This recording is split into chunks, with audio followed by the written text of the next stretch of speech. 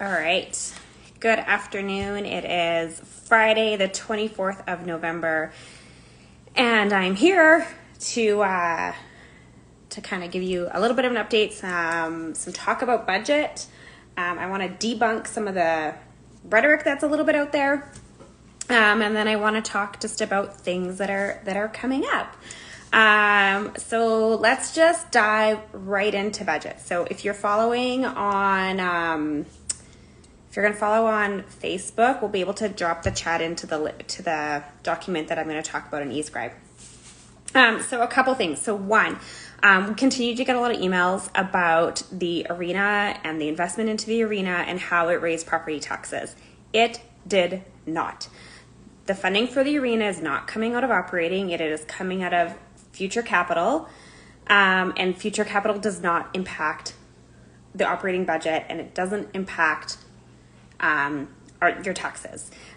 So that is not where that money is coming from. You may see, the direct dollars comparison, but it's not true. I understand why people are making that comparison, but it's just fundamentally the arena is not raising your taxes. And in the long run, we get a fulsome event district, it should help stabilize taxes. So that's what we're working towards. Okay, let's talk about a couple other things that have been shared around. My colleague, Councillor McLean, talked about the overall investment package and spending, $500 million more of investment into our city in this budget. And that's true. So about $100 million of that is just operating, about $160 million of operating split between base and one-time, and then there's a whole bunch of capital costs in there. And a lot of those capital costs that are in there is housing. That's a really, really big one.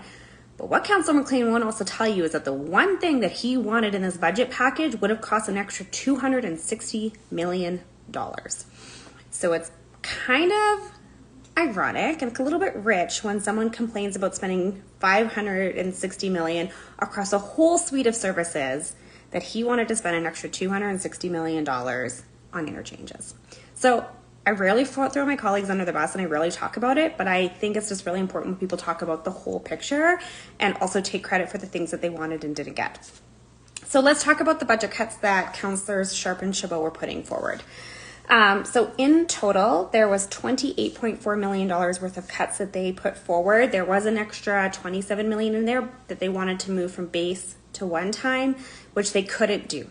They were inflationary pressures that could not live in base. They had to be in operating. And so I'm excluding those from the narrative today, just simply because a function of policy, it couldn't have been done. So $28.4 million. So that would have equated to about $3 a month, so $36 a year in savings. What were those proposed cuts? $14 million in transit, $6 million for fares, $8 million for Green Line investment. Housing, $4 million. That $4 million for housing has the potential to create 400 more safe secondary suites. So by removing that investment, we would have 400 less housing units. So safety. So there was community safety for road noise, street improvements, and problem properties. So they wanted to cut about $2.4 million from there, $6 million from mental health and addictions, and $2 million from HR. So that in total would have been $28.4 million, or about $3 a month in savings. Now here is where the math gets interesting. One of those transit cuts, which is worth $3 million a year, if we had cut that, transit fares for the average adult pass would have jumped by $6 a month. So it actually would have cost people $3 more a month. So the savings didn't add up. And so I argued against all of these cuts because, one, I want more secondary suites because we need them for our students, for new Canadians, for a whole bunch of, for intergenerational living. So we need safe secondary suites. So to cut so that we would have 400 less homes in a housing crisis, not interested. Transit fares. So what the other transit fare cut, so beyond the average monthly or the monthly pass plus like just regular day fares. Kids currently have been riding transit for free. So kids 12 and under have been riding transit for free. It was an initiative I brought forward. It has seen great success. If you want to take your kids on transit just one time a month, if your kids are 12 and under, and if you had to pay for them, that'd be over $5. So you do $6, you do $5, that's suddenly $11 extra a month that you are paying. So the costs don't add up. So it just doesn't really add up. So safety.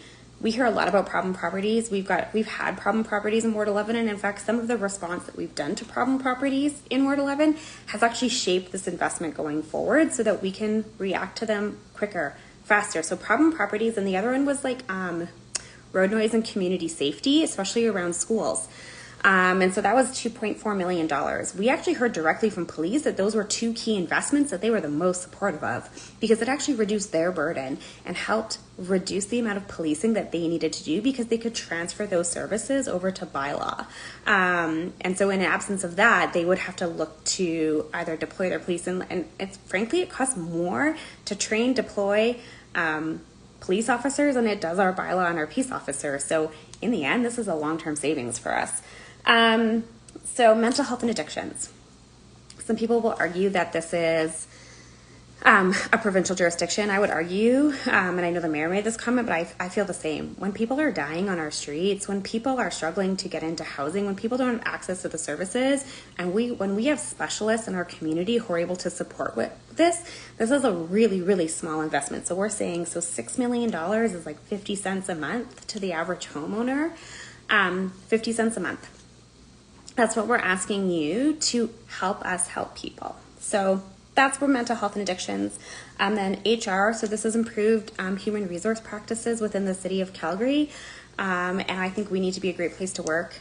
And so I think supporting our employees and some of the big lifts that we're asking them to do as we build a really great city.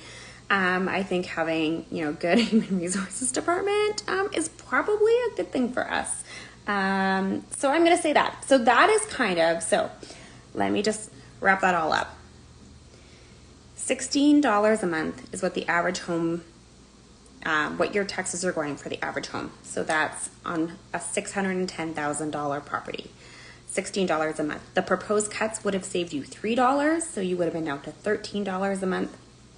But if you bought a transit pass, it would have gone up by $6, and if you had to take your kids, it would have gone up by another $5 per trip. So if you didn't even buy a pass, it would have gone up again. So the cost savings just didn't add up. Plus, we don't get supports and services for safety around schools, noisy vehicles, problem properties, reducing our capacity to build the Green Line North, 400 less homes. So it didn't add up to me. So this is why I supported the budget, and I'm asking you to support the budget because these are investments that we're making into Calgarians to create a better city. So let's talk about the tax shift a little because there was some frustration with the tax shift, and the reality is there's never a good time to do a tax shift. We had the opportunity to do it last year. It wouldn't have been such a hard hit, but we had to do it this year. And so here are just some of the numbers. So the tax shift added $4 a month to your property taxes. So absolutely, that's a significant jump for one thing alone. But here is what that does, or here's what that breaks out into. So when we look at how the values of properties have gone up, both residential and non-residential, and what we're asking you to pay for the growth in that value. So for $65,000 worth of growth, so last year the average home was $555,000. This year the average home is $610,000. So $65,000 worth of growth. Divide that by $16. You are paying $1 for every $4,000 of property value growth. So that's kind of the math. So when you break that into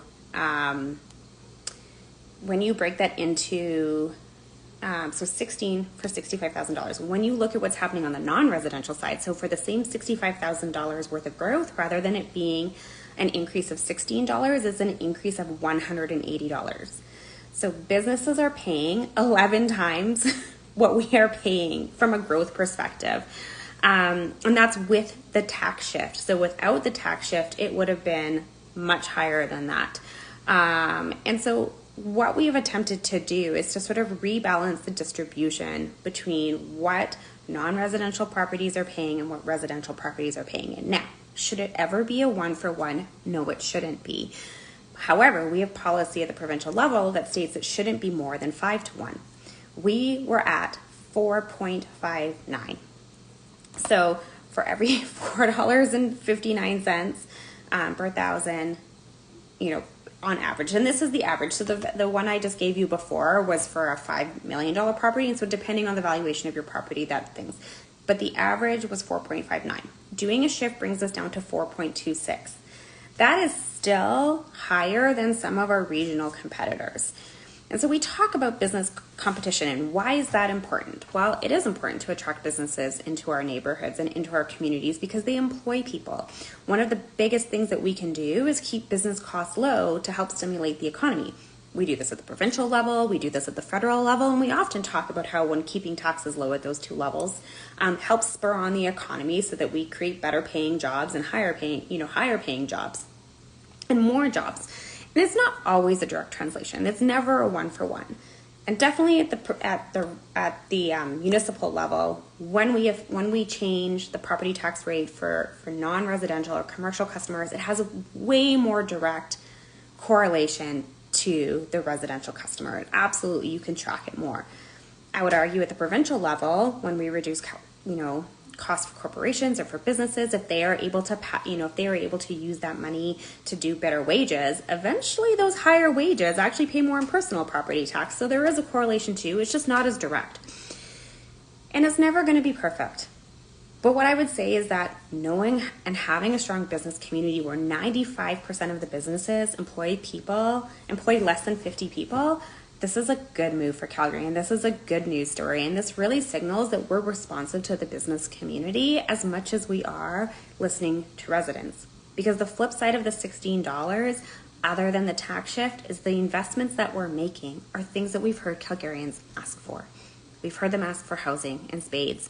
And so there's over $75 million. In fact, actually, there's over $150 million in this budget alone between capital and operating to support housing. And that's housing both capital A affordable, right? So below market, and housing within the market. So for the example, the 400 secondary suites that we can enable, that will likely be, at market secondary suites. However, it is still housing, and we desperately need housing. So that's really, really critical. We ask people, people have been asking for better public transit safety. And so there's a massive investment into more peace officers, 65 more peace officers across our transit system. We have already added some in through some short-term funding, and people are noticing a difference. The news coming in is people are like, it feels safer, it feels cleaner, we've invested in more cleaning, and so we are doing the things that Calgarians are asking us to do. We are, however, showing you the true costs. So what about other cuts in the budget? There have been relinquishments across the year. Part of that leads to some corporate savings this year.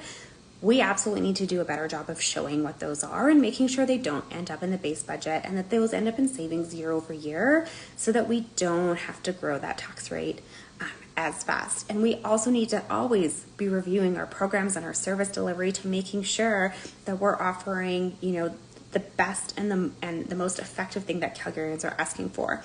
And so does it mean that there isn't room to review our programs and services? We are always doing that, and we can be doing, and should we be doing that more and in a different way? Perhaps we should. And that is, I think, what this next year is really going to be about for this council. We went through a whole year where we were really responsive to citizens, and we put forward a budget package that actually only represented 40% of the investments that we had identified as what citizens were asking us for. And we said in advance, we're like, we can't do that all. So we're not going to present it all. And so this is the budget package that was voted to come forward. And they were all things I could really, really stand behind because I see the value that they're going to deliver for Calgarians. I mean, one of those things, not even really from a tax, there was really not a lot of tax implication on it, but 48 new playgrounds across the city of Calgary. And those aren't in growth areas, those are in established areas. So anyone in Ward 11 can tell you there is a playground that is needed to be replaced. So that means we're going to do faster playground replacement. And that's a really good thing for communities. So that's just one of the things that I'm super excited for. Better transit service. So improved times for the max BRT lines. There are 2 max BRT lines in Ward 11, the teal and the yellow. So adding service onto those along with a few other things. So overall, this is a good budget. It's a hard budget from my numbers to swallow when all the costs of everything else seem really high. And I can tell you as a parent of 3 kids, we know that the cost of groceries have gone up and the cost of activities have gone up and the cost of a lot of the things have gone up. And so we are having to have conversations and decisions in our own household too. And I know that. But what I'm also really, really keen to do is invest in a long-term vision for Calgary so that we don't continue to cut and slash and then run into this problem again in 4 years or 5 years where suddenly we are so behind the 8 ball because we'd spent years not keeping up with population and inflation spending, which is the recommended policy, and we're going to hit a wall. Councillor Jamon called it hitting a wall. I call it like when you've got a car and you, instead of changing your oil, you just top it up and eventually you have to build a brand new engine. And that's basically where we're at. We have failed to invest for a number of years and it is catching up with us. We still on average pay $1,000 less per property in property taxes in Edmonton. We are doing good, Calgary, and I think we should be patting ourselves on the back for having one of the best cities, providing some of the best services that other people look to. And we are getting really, really excellent value for our tax dollars. And if there are improvements that you continue to want and see a need, the ward inbox is always open. And if there's a program that you think just needs to go, the inbox is always open. We can have those conversations. So with that, happy Friday. I hope you have a great weekend.